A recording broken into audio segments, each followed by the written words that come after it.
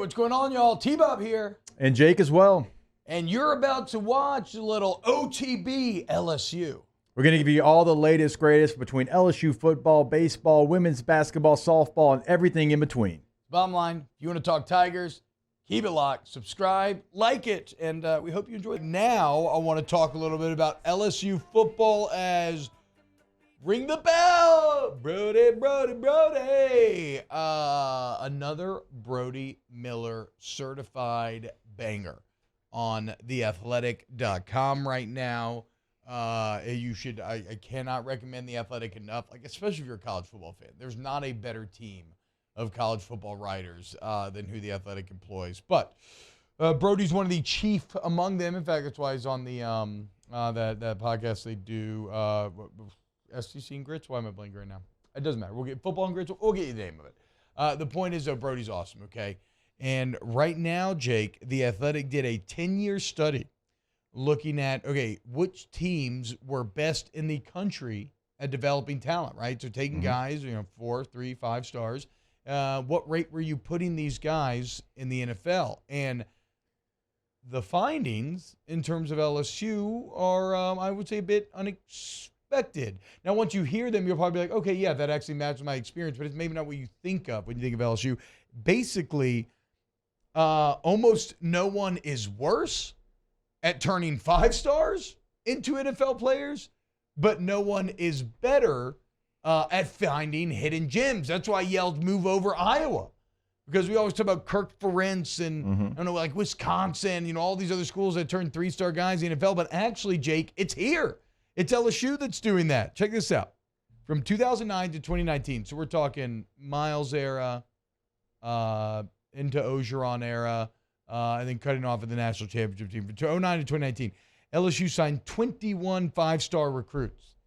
Only 10 of those 5 stars got drafted. In fact, they were the only school that signed over 25 stars that had less than 50% go to the NFL. So, as you see, like one of the worst in the country at taking advantage of these elite high school recruits you get.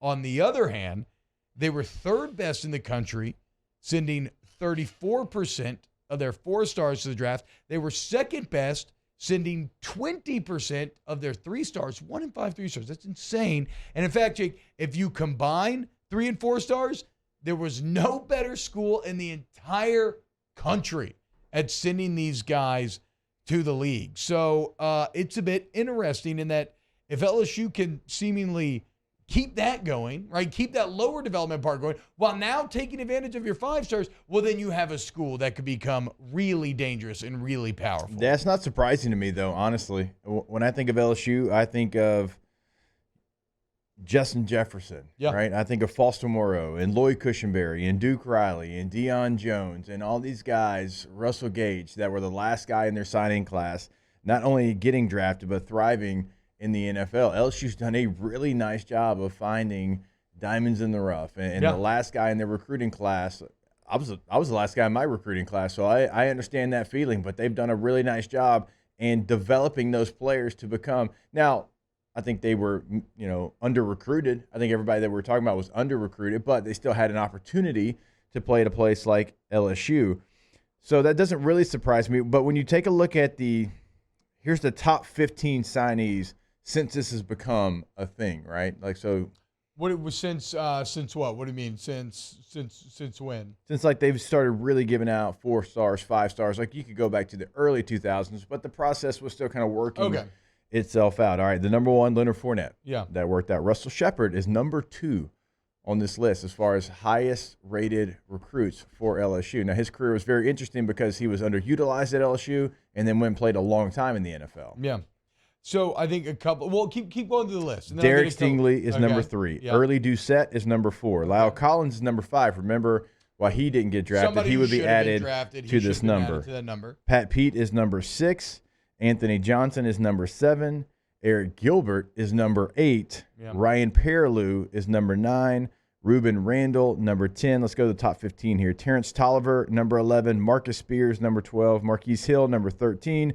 Craig Lawston, number 14, and Kevin Tolliver, number 15. So in there, and Tolliver, another one who left early, didn't Perkins get drafted. just missed out. Harold Perkins, number 16. But Tolliver, another one who didn't get drafted, but is still in the NFL and has had a very good career. I think, Jake, one thing that can't be ignored there from what you just read off is that partially this is because Les Miles was really awful at taking advantage of offensive talent, right? He could land this elite offensive talent, but like whether it's Russell Shepard, I mean, Ruben Randall did well, certainly. Yeah. Right. He ended up doing pretty Played well. a long time. Terrence, so yeah, no, I mean, I'm not even talking about their NFL careers. I'm talking just in college, right? Like Russell became a special teams captain in the NFL. Like Russell had a great NFL career, way better than he did in college, right? So I think that's partially that explains maybe these 5 stars not developing in this era. And again, post Les Miles, because he makes up kind of the majority of this decade.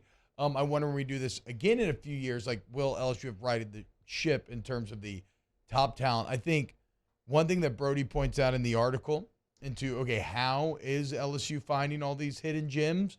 It goes back to what is, we know, the school's greatest strength, which is the power in the soil, right? The geographical advantages. You live in a state that produces the second most NFL players per capita to the state of Georgia.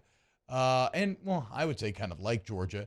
You are the only flagship in the entire state, right? So, like, nobody else is going to go anywhere else. And if you're Georgia, don't tell me Georgia Tech. Get the hell out of here. Like, they're in the same situation that LSU is.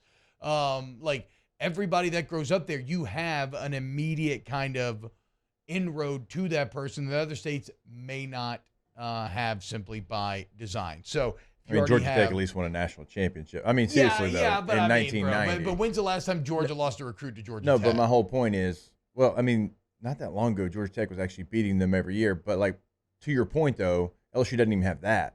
Like, LSU doesn't even have, like, a Georgia Tech. Yeah. And so, yeah, so, like, the point is that, once again, we see just the kind of power of Louisiana and how talent-rich the state is coming to bear in it being probably the main driving force behind how you have so many kind of undervalued NFL players that are hiding or that develop at LSU. Yeah, and you keep going down this list. I mean, you know, Ben Wilkerson, like he had an injury his senior year, so that changed his NFL career. By the way, still doing a hell of a job coaching in the NFL. Terrace Marshall is in the NFL. How about Al Woods, number 18 on this list? And Al signed another contract. Yeah, who did you say, Seattle again? I think he went to let me look it up. No, it wasn't Seattle again. It was like the Jets, I think. Jets or Jacksonville or a J team, I think. Okay.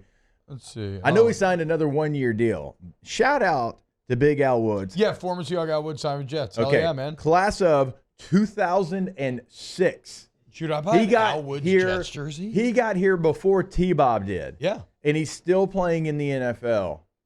Shout out Big Al Woods, one of the largest humans I've ever seen in my life. Was voted by his teammates a defensive co-captain last year for the Seattle Seahawks. You like the Andrew Whitworth, the D lineman? Holding it down, dude. But like Witt started to get recognition later in his career. It didn't start at the beginning, which I didn't understand. It's kind of like Kyle Williams, but not maybe to that extent.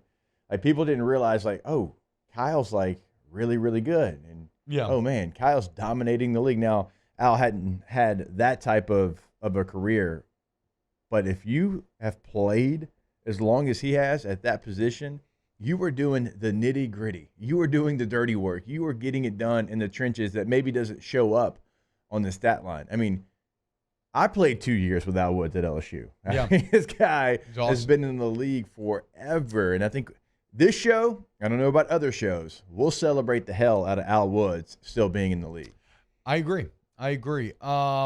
Okay, I know we're going long here, but I want to wrap up with a couple thoughts. First off, if you're looking at a couple of things, one area in which LSU has continued to struggle, they've had just 5 offensive and defensive linemen drafted in the first 2 rounds in those 11 drafts that we talked about. And it may feel a bit weird throwing D-line in there as well because you had that Nick Saban golden era where it was just like you were pumping, not just good guys, but great guys out constantly.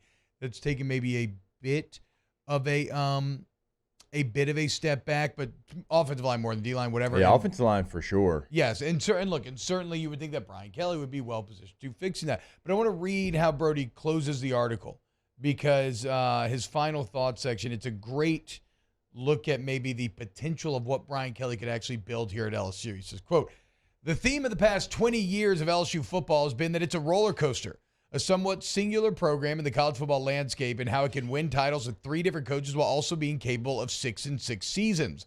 There's no program that can similarly be the best in the country when things go right, and one of the biggest messes when the wrong person is at the wheel.